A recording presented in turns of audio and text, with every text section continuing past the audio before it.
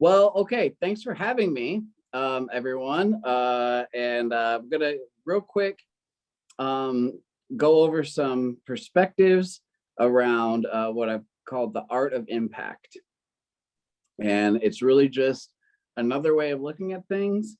Um, if you recall the image of the art image we've all familiar with of either two silhouettes almost about to kiss or a candlestick in the middle. When I say that this is my perspective, a lot of it is going to be counterintuitive to what you might initially see. And so with a little bit of depth, you go, oh, I see from that direction how it can be that way too. So with that in mind, I'm going to start with a quote, which kind of years ago first started sending me off along this line of thinking, is from Dame Helen Mirren, who she says if she could tell her younger self one thing, it would be to learn how to say fuck off sooner. And when it first came to me as a quote like 8-9 years ago, I remember thinking, well, that's a little harsh. But then I also thought, does she know better than I do? She's been in the industry. She's been a public figure for decades. She's incredibly talented, very smart. Is it possible this person knows more about it than I do at first blush? And am I willing to take her expertise over my own intuition? So that having been said, let's kind of get right into it. So the art of impact, first thing is impact is unavoidable. Sitting on the couch, avoiding your responsibilities, there's impact there. So you can't go through this world not leaving some kind of trace or memory of your actions or deeds. So the question isn't really about how to make an impact, but to what degree, in what direction. Okay. So obviously we think we want to make as big a positive impact as possible, right? And some time ago, I saw a guru on a video ask, what's my purpose? How do I find my purpose? And the guru, again, very snarky, said back, purpose. Your purpose is sitting right next to you. What you're talking about is fucking recognition. Man, there you go. That's big, because truly your purpose is sitting right next to you. You know, all the great teachers have said it. Your neighbor who doesn't have enough to eat is more important than do you have a bestseller on the New York Times list. And that is what people are out there. And we all fall prey to it. You know, you want to make a name for yourself. You want to have some kind of success. You want to be known as a teacher, a psychologist, a writer, whatever, a creative. But it's truly like you do not, if you're really looking for your purpose, it's within arm's reach. You know, so as far as making as big a positive impact in your community as possible, that's in your own neighborhood. You do not have to go far.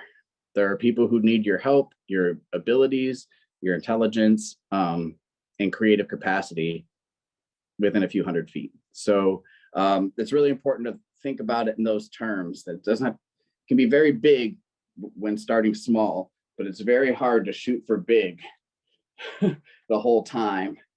And when you look at your life, you go, oh, I wasted 30 years shooting for the 3-point shots instead of just sitting under the hoop and getting those layups.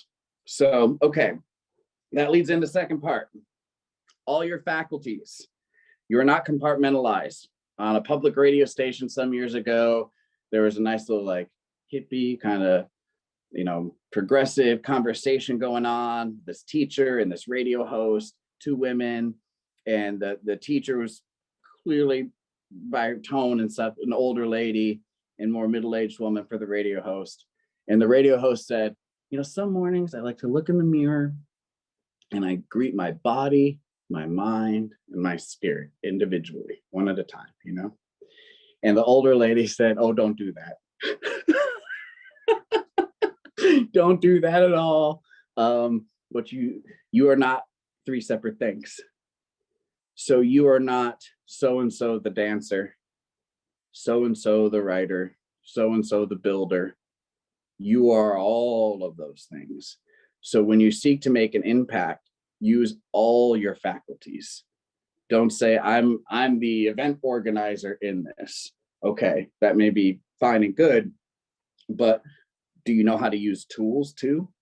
Do you know how to, are you good at graphic design? Can you throw your whole person at it and look at it as, what are you capable of as you, not as a particular part of you, which is what I've enjoyed the most about community activism, probably because there's a lot of agency in that. The success of an effort is dependent on often your ability to see the problems and your ability to fix them. And you're not looking to a boss. Well, how do we do that? You decide. I don't know. How do you want to do that? Do you want to get a newspaper article about it? Do you want to get a YouTube video made about it? Like, you got to decide what's the most important there. Which comes with a steep learning curve. So you have to train yourself. I find that I learn something like a whole new niche of stuff about every 3 months. I have to learn a whole new thing. That could be how to write a sponsor proposal, which used to take me 8 hours, now takes about an hour and a half. That could be how to use Photoshop. That could be 3 months of listening to nothing but marketing podcasts, which I'm going to get back to here soon. You got to accept the fact that you're going to take on new knowledge and rise to that and learn new things every few months. And often you can double dip. Right now, while I'm working on papers and proposals that I'm working on, I'm watching the historical series Vikings on Peacock, because I'm also learning about a whole culture and how it came and went and how it succeeded and how it failed while I'm doing my own work. So I'm double dipping. And us with ADD and us very creative people, we take on a lot of stimuli. So give yourself 2 things at the same time, podcast while you're driving, that kind of thing. So, all right, I'm going too slow here. This is really important. And honestly, it's like tied with perhaps the most important thing I'm going to say, is to look at things as a circle of needs. Okay. So my family stopped playing Monopoly with me when I was a kid, because I determined the whole game is about trading and get the properties, get whatever you need, and then look at who has what and observe who wants what. And I would create this domino effect of trades. Say I wanted a property that so-and-so was never going to give it to me because so clearly I wanted it. Well, then I'd see what they wanted. Who had that? What do they want? Who had that? What do they want?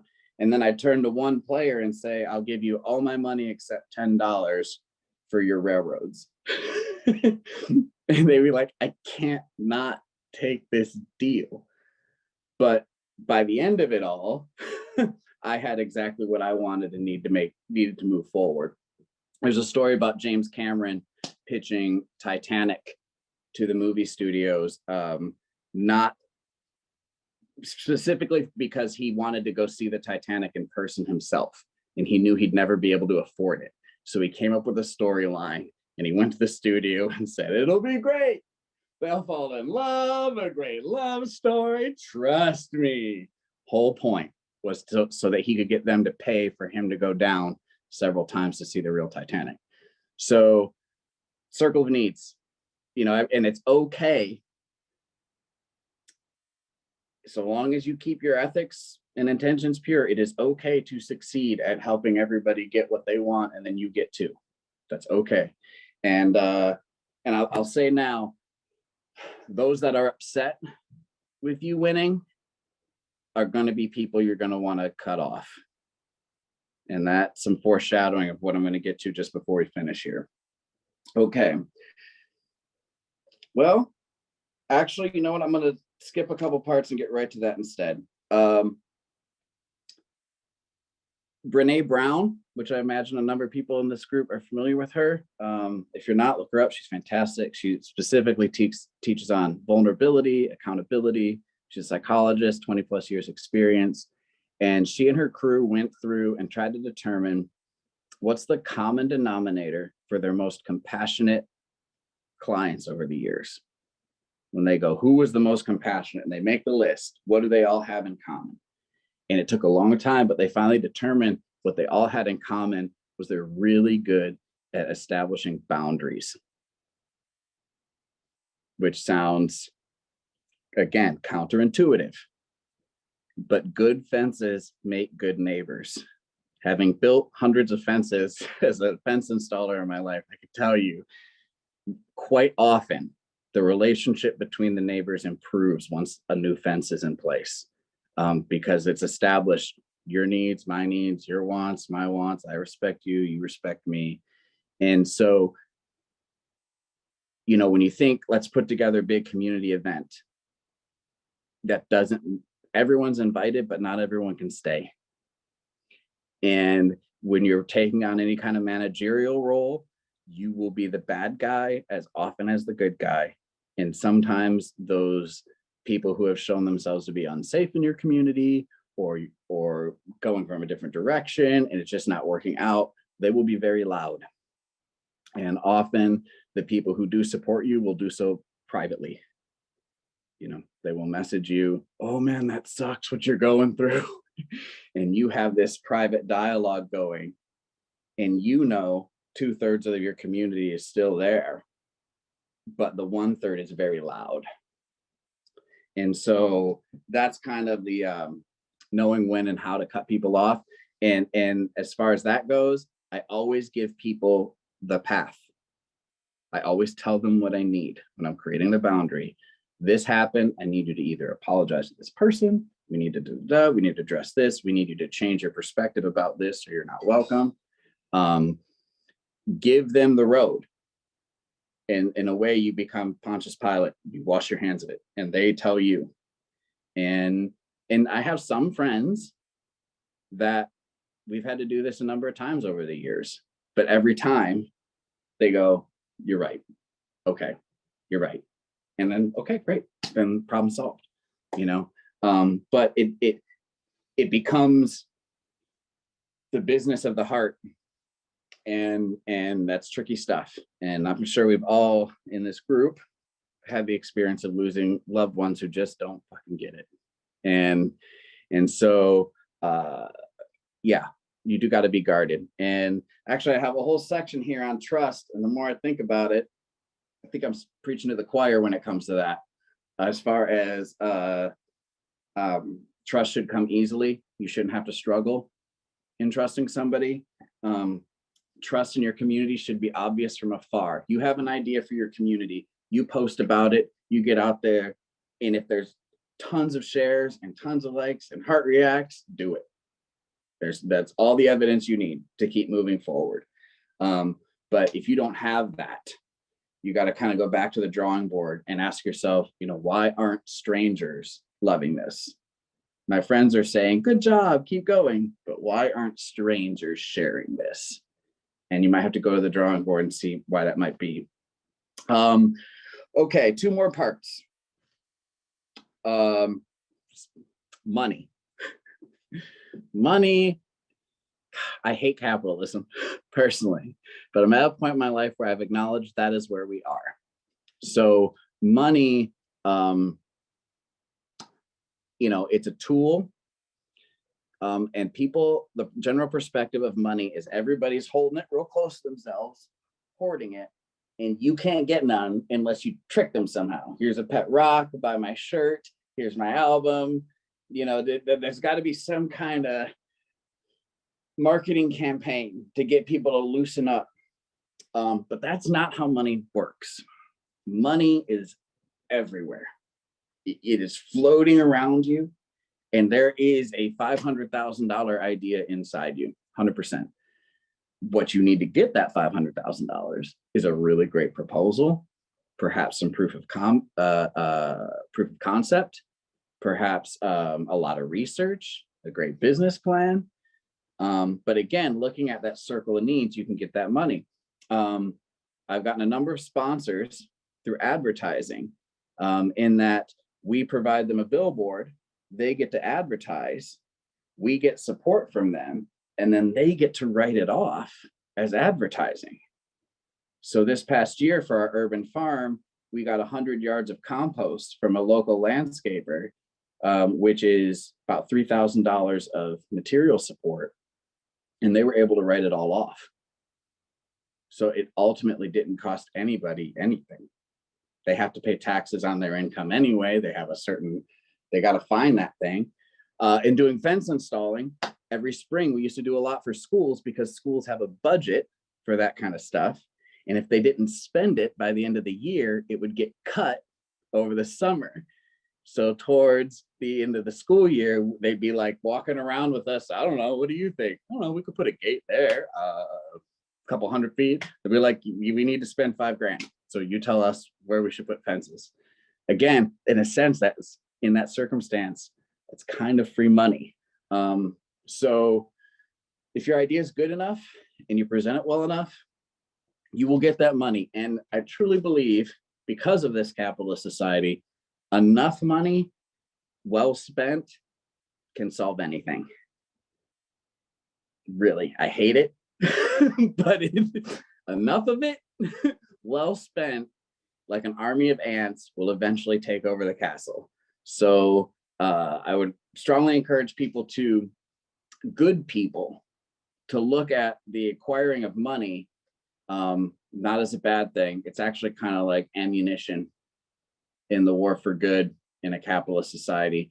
And whereas trickle down doesn't work, if there are enough good people who want to make the money to spend it for good works, and they themselves die broke, if that becomes a cultural something we admire and respect, if they, the billions went through their hands, but they died penniless and did a lot with it, I don't think capitalism will survive that kind of change of ethos around money. Money will then become like, well, I mean, I could trade you bananas or I can trade you dollars. I mean, which would you prefer?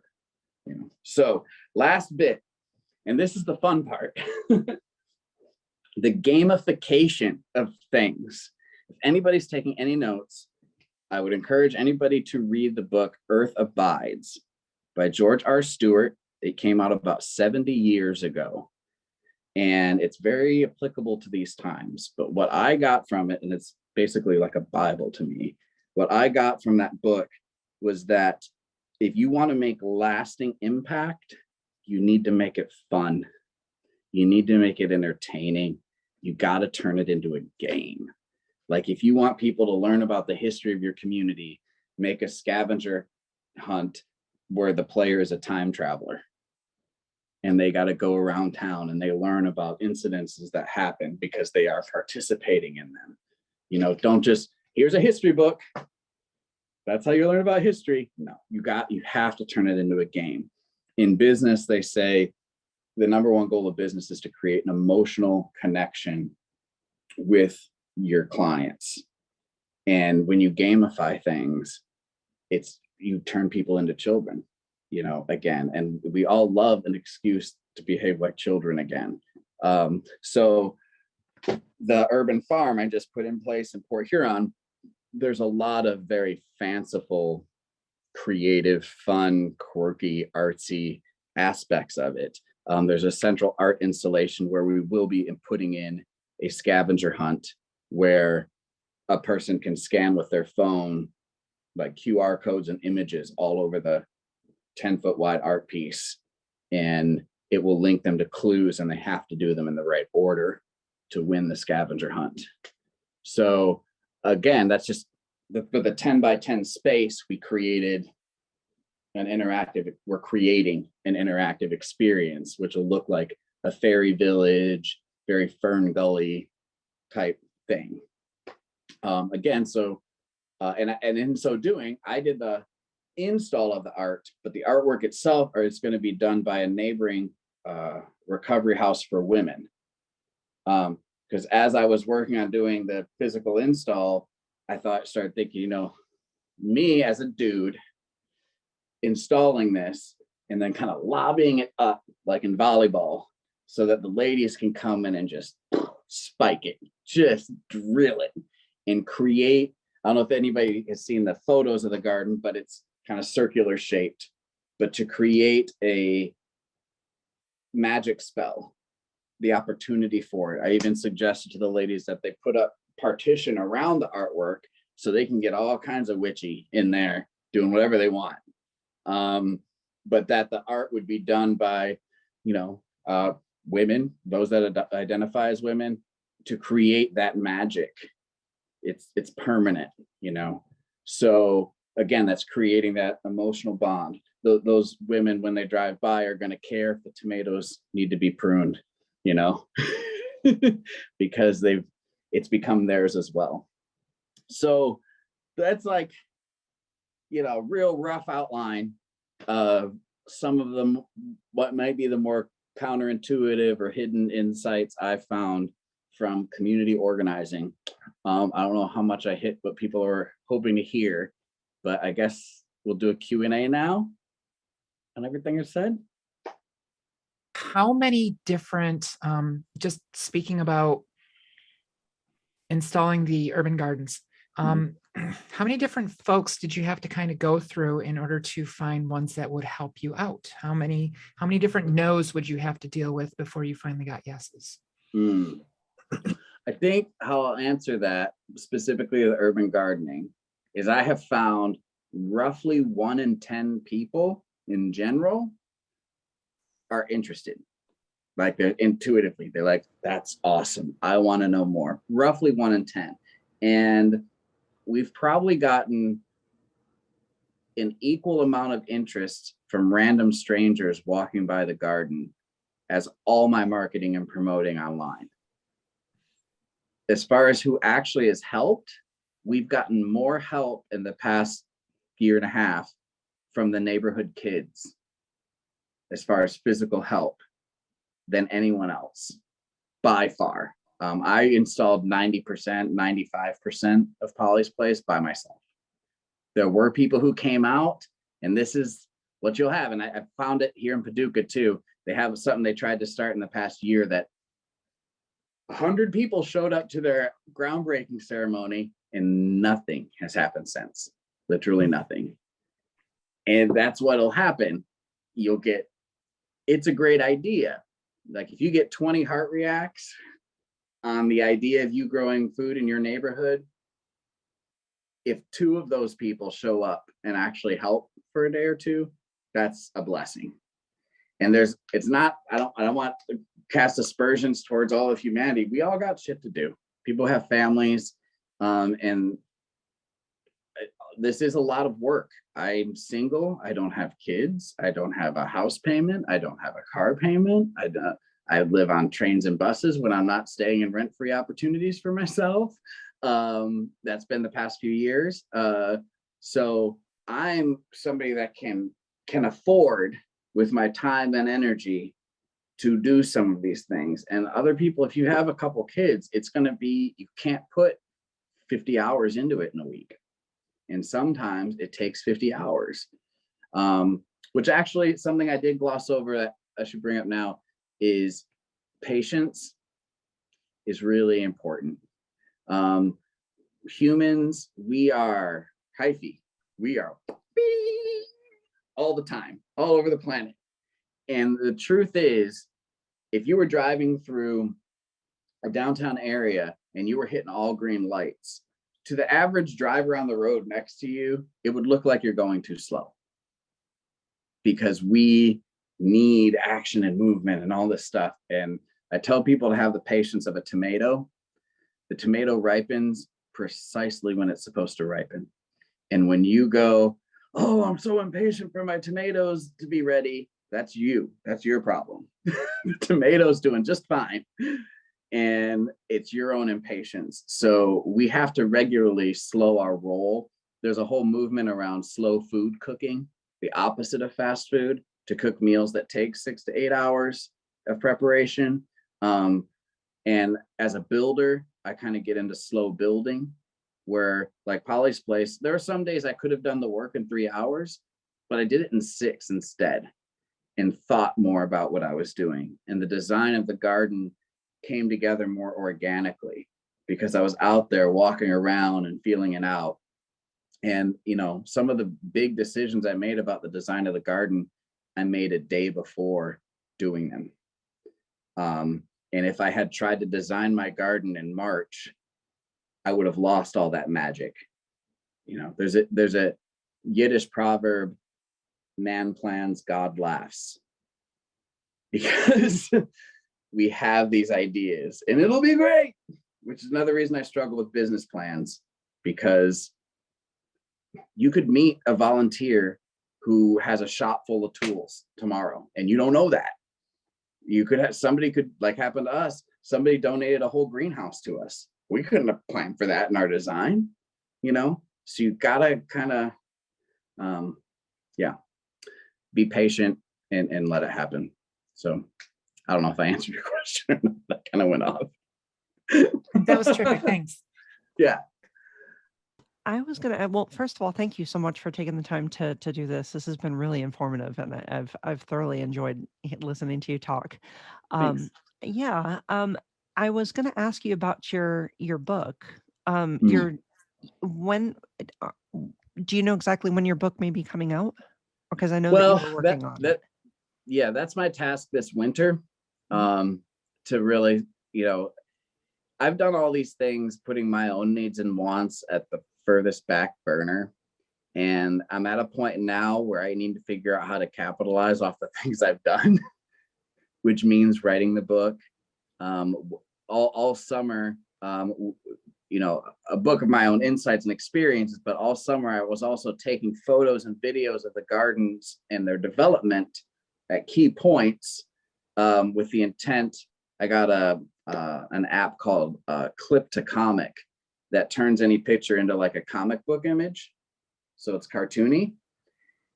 And so I'm actually planning to release a graphic novel this winter that is all the photos and videos I took of the summer presented in a comic book format.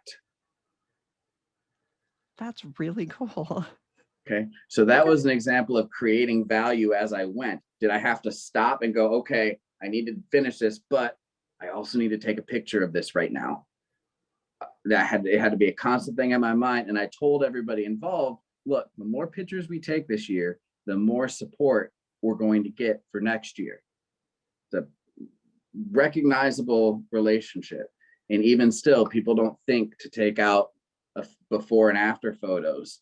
The drone I purchased about a year and a half ago for $500 with a little kit and a couple batteries has paid for itself many times over. Absolutely. Because we're able to create videos that really grab the eye, that you can see our gardens from above and we scoop the landscape, and when people see those videos and see our development, they're more likely to show us support, you know? So yeah, so as far as my book, this one that I've been kind of referencing this subject matter tonight, over this winter, usually winter is when I do my private creative projects. I hope to put together a number of writings and also that comic book of the whole season, which I think is actually going to be more successful than the other stuff. I'm calling it Righteous Gardening, a Food Growing Revolution. And people like cartoons, people like comic books, and I think it's just enough people are gonna like that, even if it's just people who followed along all summer and they want the commemorative season 1 book of it all, you know? So yeah, that would be when you can expect more content from me, I guess. Fantastic. Thank you. Yeah, you bet. Thank you. What's that? Okay, so I mentioned marketing podcasts. Sounds super boring, but I tell you, get on Spotify and start listening to these marketing podcasts. And what'll happen is they'll have some guest on that shares their story of how they got a bestseller or how they rebranded a company, and the anecdotes you learn so much from. And one was a couple whose name I do not recall, who they were both into marketing for 10, 20 years, worked at different firms. They both decided, let's get into marketing by ourselves, independent freelance stuff. So they had a little bit of money saved up, and they started researching, well, what are we going to promote? Like, what are we going to get into? They didn't know. So they had a wide open mind. So they apparently studied boxing, a number of different subjects, and basically looking for a need that was much greater than the supply of information. And what they landed on, and I think we all recognize this, is that orchid care was a niche that there wasn't nearly enough books or information about to meet the number of people who wanted to grow orchids. And so they started joining all these orchid care groups, and they started paying for surveys, asking, what's your troubles when you grow orchids? What do you not know about? And after a year, they broke those into 6 different categories. Then they researched for like 6 months, each of those categories in depth, and they put out a book on how to care for orchids. And along the way, they had built this community by joining all these groups and asking all these questions. So by the time they put out their book, it was a bestseller right away. And I think they as I recall, they make 6 figures a year off of that book on orchids, which again, like, they didn't know anything about, but they just decided to become an expert on something and looked around at what needs more expertise. So sometimes if you look around near you, you will find those opportunities that you say, I don't know anything about this, but I know this community needs it. In Port Huron, for instance, people for years have been saying that there needs to be a community kitchen where people with cottage industry businesses can come and cook things and rent the space. And there hasn't been for decades. And St. Clair County Community Foundation just bought the Atrium Cafe and is turning it into a community kitchen because they recognized the need and met it, even if they weren't planning on that, So yeah, the orchid story is a good one. Yeah, I just wanted to add to that. Actually, it's really funny that you mentioned something about orchids, because I just went to go see my friend last weekend, and she bought me an orchid and had it over at her house because she knows that I love purple flowers. So she bought it for me, and instead of taking it with me, I actually encouraged her to keep it over at her place because I knew it would have a better chance of living over there. Right. It was totally true, though. I mean, she knew how to take care of it better than I did.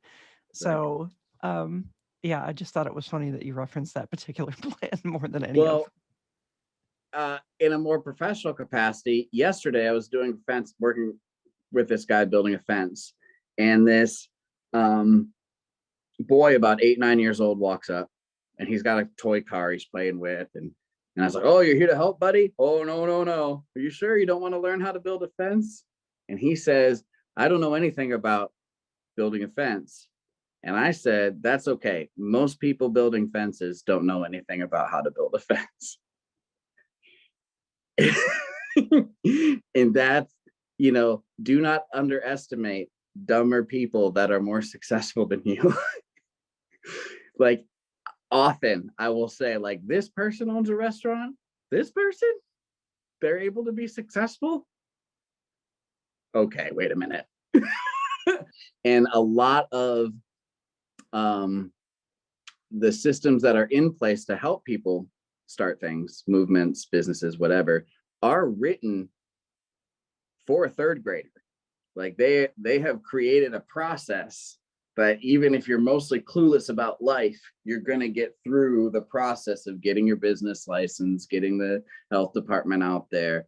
It's mostly catered to the lowest common denominator as far as savvy ability, if you want to call it that.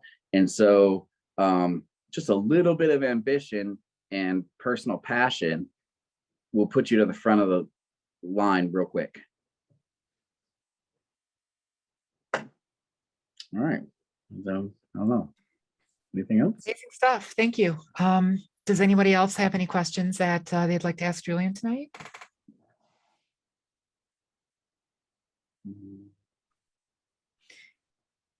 Honestly, thank you so much, Julian, for your time. This has been really very enlightening, and especially with many of the challenges that you've run across when learning some of these things.